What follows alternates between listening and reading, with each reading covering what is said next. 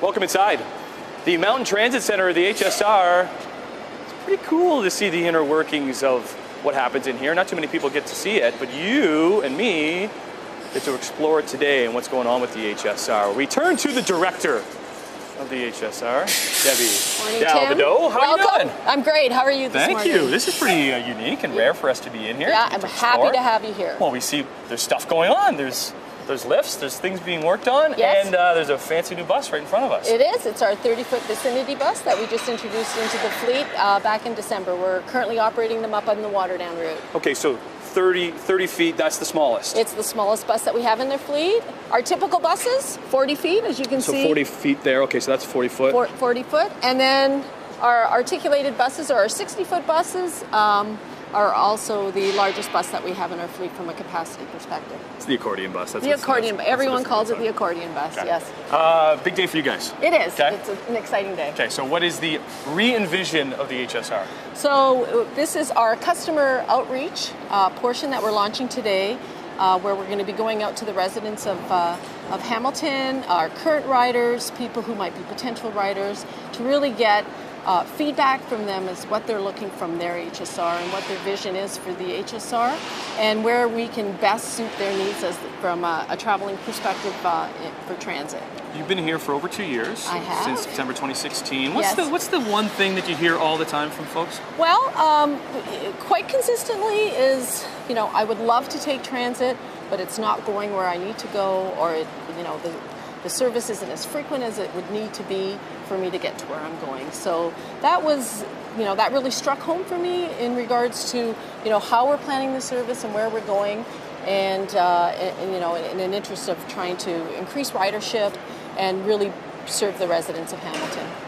So the survey, so people go where to get the survey? So online, hamilton.ca/reenvision. Okay. It launches today. And it will be available to everyone to fill out until March 31st. Okay, so it's like a questionnaire to see, to cater yes. to how the HSR can help them. Yes. Okay. What about technology for you guys? Like that's where everything is going as far Absolutely. as up-to-date information on when their bus is arriving? Yes. Where are you guys with that? So technology is fundamentally changing our ability to deliver services to the customer from a customer experience perspective.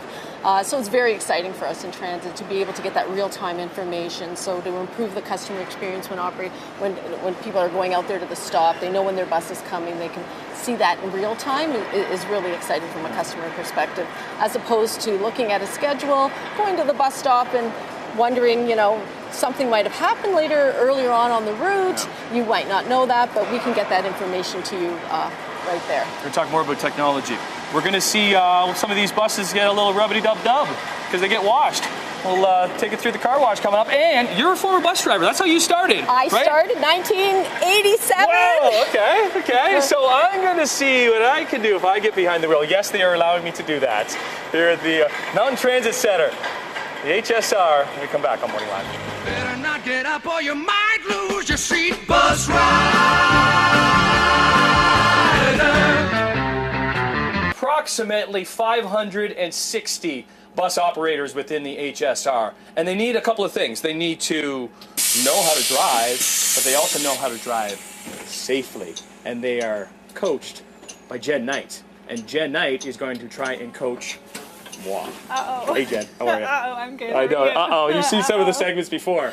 So that we can only do certain things. We're only going to be able to go straight, just because I'm not a hired HSR driver. Awesome. But what type of drivers are you looking for, Jen?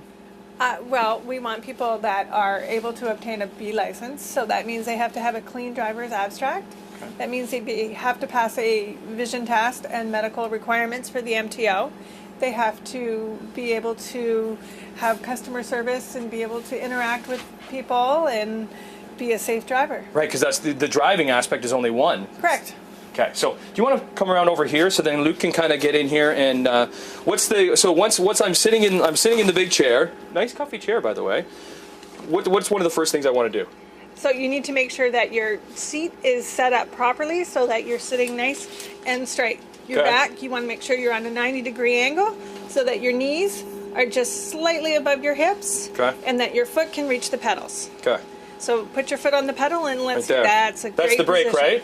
It's reversing the bus. The No, I'm gas, of just course. kidding. It's the gas, Okay, yes. What are these two down here? Those are the signals. So that's your left and your right signal, and you need to hold them. So push and hold, and that indicates your turn. Oh, okay. Is that something to get used to?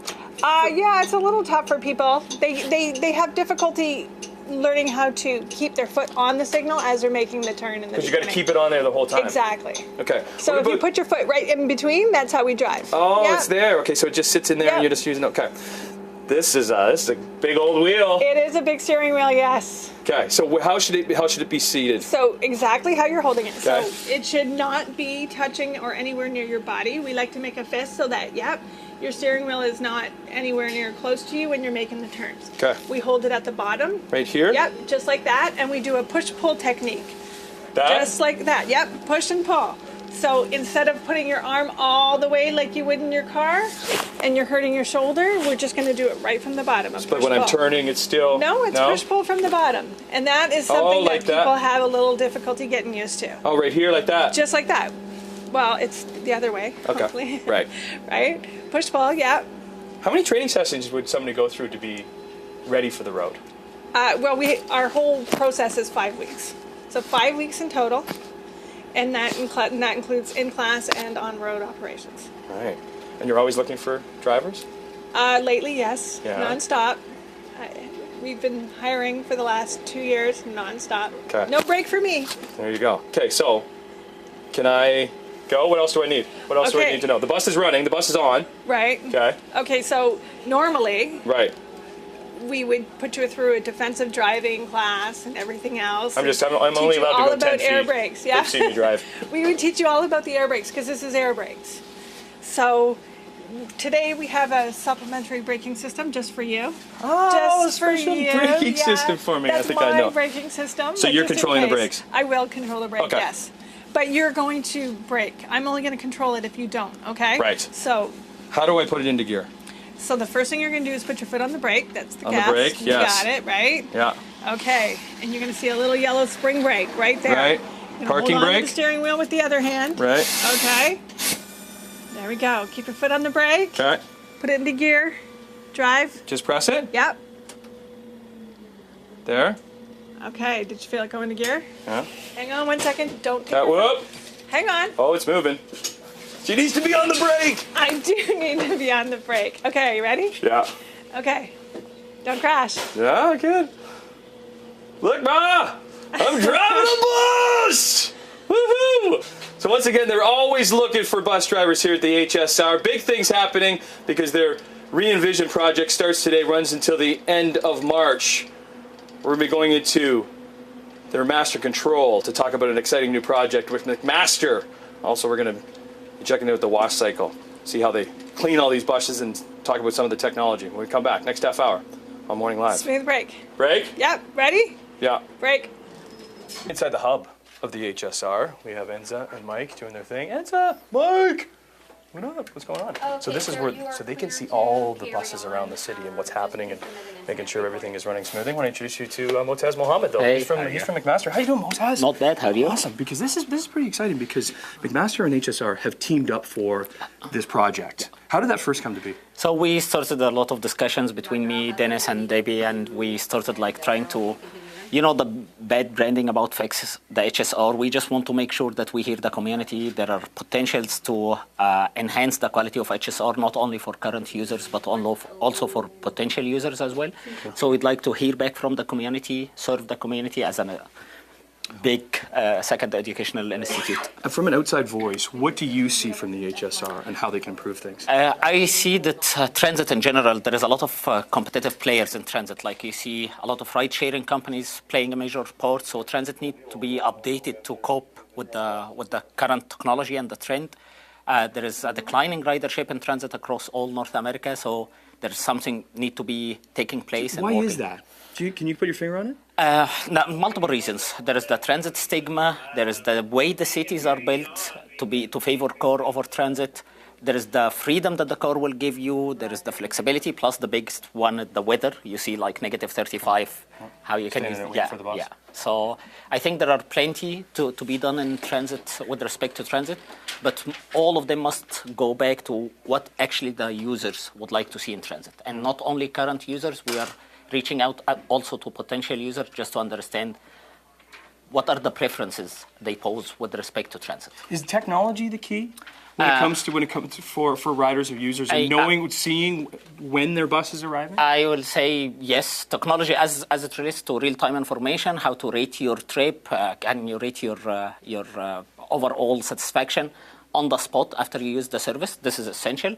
But technology, as it relates to the actual engine and powertrain, I don't think it's a major player. But the key idea, just to make sure that you can interact with the service on a daily basis. Like you can use your phone, just to make sure that pretty much we do half our life on our phones. Can we interact with the service in the same way?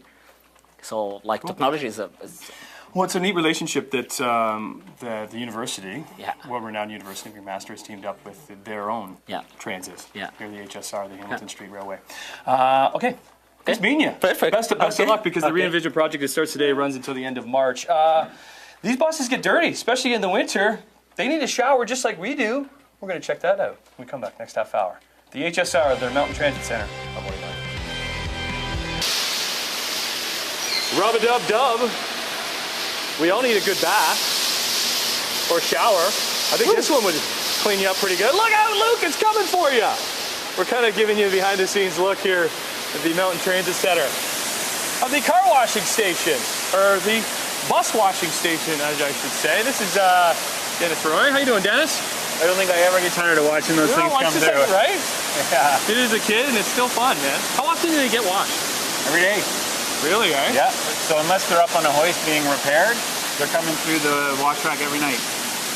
Because you deal with the riders. You hear from the riders. That is correct. Right? So you get a lot of like, my bus was so dirty. Yeah, and so this is basically, although it's kind of the first of the line, it's also, or sorry, the last of the line, it's also the first of the line before a customer even hops on. Right. It's being washed out, getting ready for the day. Okay, that's the exterior. Let's go check out the interior, because bus 1705. Yeah. So we have Crystal inside that's giving the interior Correct. a once-over. And how often does that happen? So on the exterior side where we just saw, there is an interior clean every night as well. So sweep it out, pick up all the garbage, empty out all the fares and things. And then this is what we would consider more of a deep clean. We have a cycle that rotates buses through on a daily basis. Or of course, if we get a bus that... Hey, Crystal. What's up? Why is it on a slant like this? So the slant is so that as Crystal power washes this thing out, that the water will run out. Water's on its Yeah, own. so that it doesn't pool. Okay. Okay, so let's get into some of the stuff that the folks want to know. Yep. Okay. Right. You guys connecting with them and getting their information. Right. Do you want to start with cameras? Because I know that's kind of about a year old, where you've added cameras to all the buses. Yep. So we added security cameers to all the entire fleet for safety of both passengers and operators in the event that we need to use them. Right. And like, how long do you keep that footage for? So we keep it for 72 hours. And what happens is so there's one of them there. How many is on each bus? Yeah, there's about 9 on each bus. A few more on the articulated, the longer buses, which are 60 foot, so there's a bit more space to cover. Right. The footage is saved onto a hard drive. Operators can flag when an incident occurs, so that the person who's then looking for that footage has a tag that they can go look for, and they're not just looking through the entire footage. Yeah, so this is one of our buses where we're running a Wi-Fi pilot on 15 of them. We started late last year. It's one of those things that, we have to cover the basics of picking people up on time, taking them to where they want to go, getting them there safely. But there are other things that we're trying now from that connecting with passengers that are, added features, and Wi-Fi is one of those. So if you happen to be on one of these buses... Eventually you want to get to where they're all free Wi-Fi? Well, I mean, that's the goal. We're certainly piloting right now. We have to take a look at all the implications of going fleet-wide, but that's the goal. 2 quick things. App. Yeah. When's that coming? So we have a mobile app coming probably late April, early May. Super excited about that one. You can not only customize it for your own alerts, your own setup, your own routes, get notified about service disruptions. Great way to connect. Because the thing is, people, you probably get that a lot. My bus wasn't on time.